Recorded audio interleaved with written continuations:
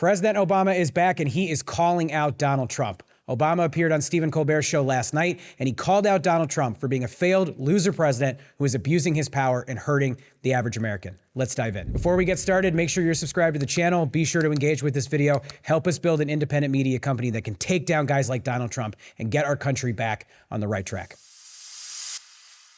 Let's start here with this clip of Stephen Colbert asking Barack Obama if he should run for president in 2028. Right. I'm looking for a new gig soon. And a lot of people tell me I should run for president. Oh, well, you certainly have the look. Thank you very much. You have the hair. Well, for the record, I think it's a stupid idea.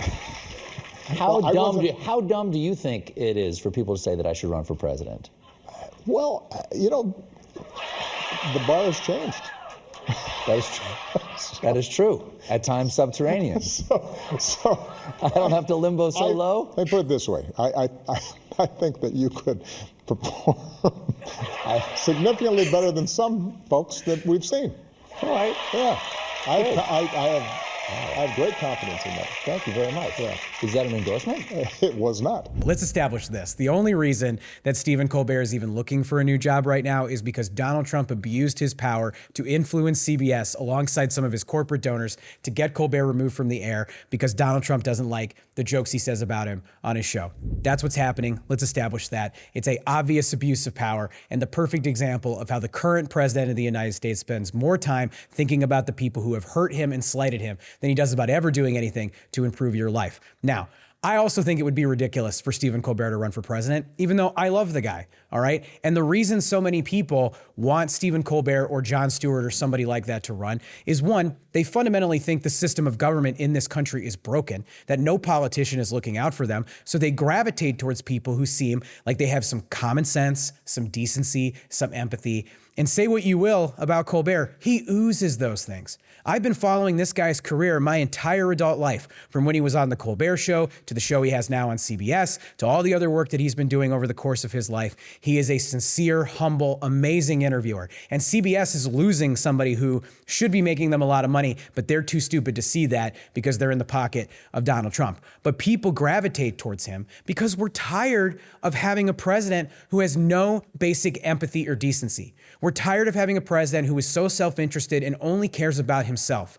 We all miss the days where Barack Obama was our president, all right? The economy was better. Almost everything in this country was better, in my opinion. It wasn't perfect. Barack Obama was not a perfect president. I'm not going to pretend like he was, but he was a good, decent man who every day when he woke up was trying to improve your life. And compare that to Donald Trump right now, who is lecturing you about inflation, who is telling you it's the golden age of America, when the vast majority of Americans report they're living paycheck to paycheck, when half of Americans say they're struggling to pay their mortgage and their rent. That's the difference here, and it's why people are thirsty for new leadership in this country.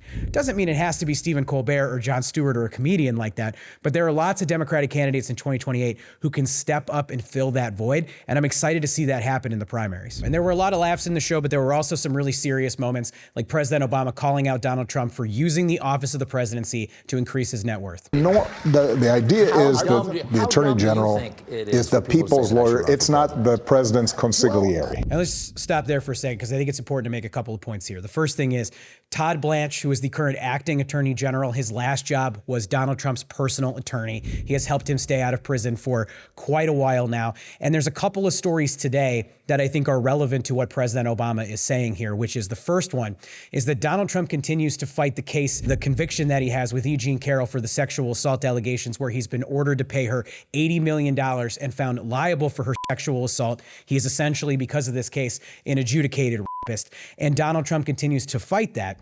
And right now, the DOJ filed a brief with the Supreme Court asking if they can essentially act as Donald Trump's personal attorney to get this conviction overturned by the judge, which is just crazy. That is not a thing the Department of Justice should ever be doing.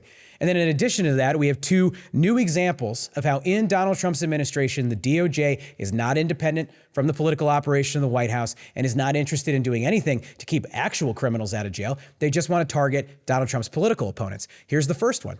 You may remember a few weeks ago, I shot a video talking to you guys about the bizarre Atlantic article that came out exposing Kash Patel's drinking and erratic behavior and how a lot of people at the FBI are worried about on him and want him removed from his role. Well, today they opened an investigation into the reporter who launched that piece, who wrote that piece, and right now they're under investigation by the FBI. That's what the Federal Bureau of Investigation is focused on right now, targeting journalists who report on things that Kash Patel doesn't like. That's number one. Number two, the FBI raided the office of Senator Lucas in Virginia after she orchestrated the massive redistricting win in Virginia for the Democrats. It's very clearly political retaliation. They're raiding her offices. They're accusing her of corruption. They've presented no evidence to the American people that would suggest that she has done anything wrong. And it seems very clear based on the fact that, one, they made sure that there was a Fox News reporter there to capture all of the content, so they tipped off the conservative media. And second, if you look at all the MAGA commentators who are out there who get their talking points from the White House, they're celebrating this because they're trying to trot out their political opponents and punish them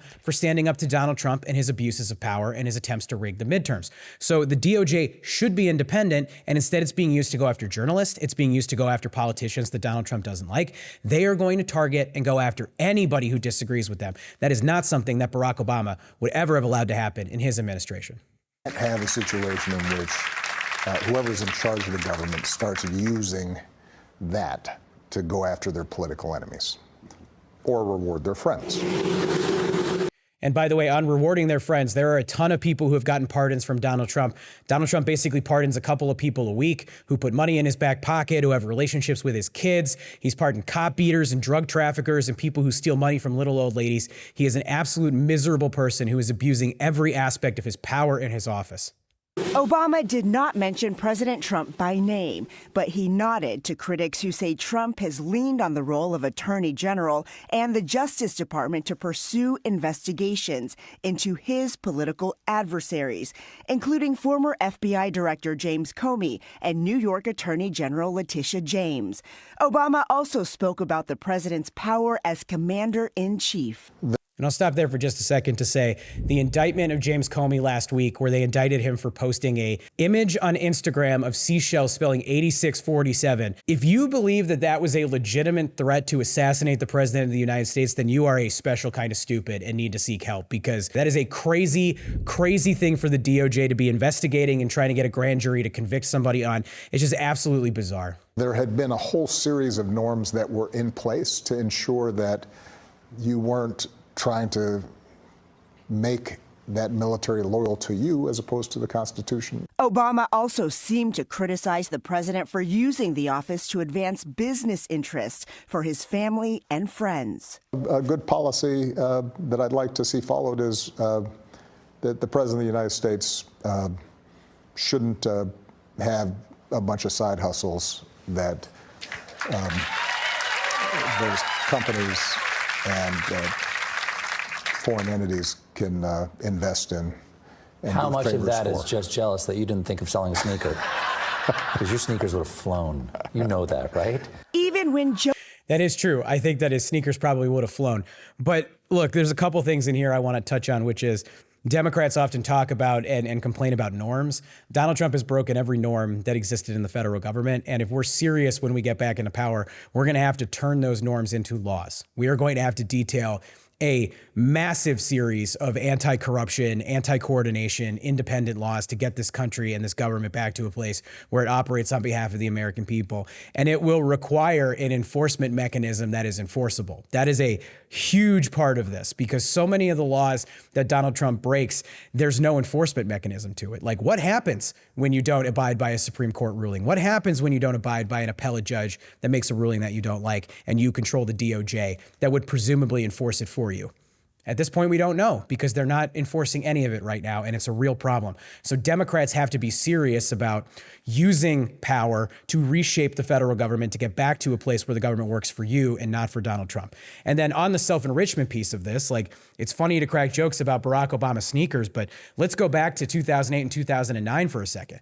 I was a kid. I worked on Barack Obama's presidential campaign. He was basically a god to me at the time, all right? And he was an ascendant politician that people were really excited about, who changed the face of this country, in my view, for the better. Again, not perfect, but for the better. He could have, in that moment, used his power and his celebrity and his influence and his access to the media to sell watches and sneakers and hats and shoes and make deals here or there. He could have done that, and he didn't. Instead, he inherited a crisis from George W. Bush with the war in Iraq and an economy that was falling apart, and he got to work to fix it. And Donald Trump has done the exact opposite. He has sold the United States and its people out to Middle Eastern countries so that he can get shitty land deals through his son-in-law, Jared Kushner and Steve Witkoff. He's been out there making deals and putting money in his back pocket through crypto, through market manipulation, through getting his kids to get drone strike technology approved in front of the Pentagon. And then they go on TV and brag about how smart they are. It's just ridiculous. And so Barack Obama could have used the presidency to dramatically increase his net worth, to set his kids up for success. He has 2 daughters. He could have spent his whole time doing that. And instead he was working for us. And you might be sitting there and you could think Obama was a good president. You might be thinking he was a bad president. You're entitled to however you want to feel. But he wasn't sitting around every day trying to enrich himself or make the whole thing about him every single day. That's what people miss right now. Back to the beginning of the video for a second. People are thirsty for leadership that feels real and authentic to them, that centers their issues at the heart of what the work that they're trying to do right now. That's why Zohran Mamdani did so well in the New York City mayor's race, right? What did Zohran do? He talked about affordability. He went to different communities and said, what are the biggest problems you're facing right now? How can I try to solve them? And now he's won, and he's got to go do that work on behalf of the people of New York City. He's doing some of it, and we're going to see how he does over the course of the next couple years in his first term. Obama did the same thing. All right. And he inherited a far worse situation than Donald Trump ever did. Donald Trump inherited a good economy from Barack Obama and destroyed it. He inherited a shaky but okay economy from Joe Biden, and he's made it dramatically worse. So we find that just like everything else in Donald Trump's life, the things that he takes over have gone to shit. And it's because he is an absolutely self-interested monster. But you know what hasn't gone to shit for him? His net worth. He's increased his net worth by $4.5 billion in the last couple of years. And so it should piss you off. And it has to threaten Donald Trump right now to see Barack Obama step more and more into the light, to call out this president and remind the American people of what we used to have. An imperfect leader, but somebody who showed up every day trying to do that work to improve your life, who brought us the Affordable Care Act, who passed legislation to save the economy, who saved the auto industry, who did that work, however imperfect that it was. And I have plenty of criticisms for Barack Obama from his first and second term, particularly the lack of enforcement and prosecutions of people on Wall Street who destroyed the economy. That's something I think haunts the Democratic Party in this country to this day. But he was a good and decent man, and it's good to see him back, if for nothing else than to remind us of what is possible when we elect the right person at the right time to the presidency. And heading into a presidential election in 2027 and 2028, we need that reminder now more than ever. And if you're with me in that, if this video is useful for you, do me a favor, make sure you subscribe to the channel. Be sure to engage with this video, like, share, comment, hype. It all makes a difference. And then click the little bell icon to make sure you get an update the next time we post. Thank you.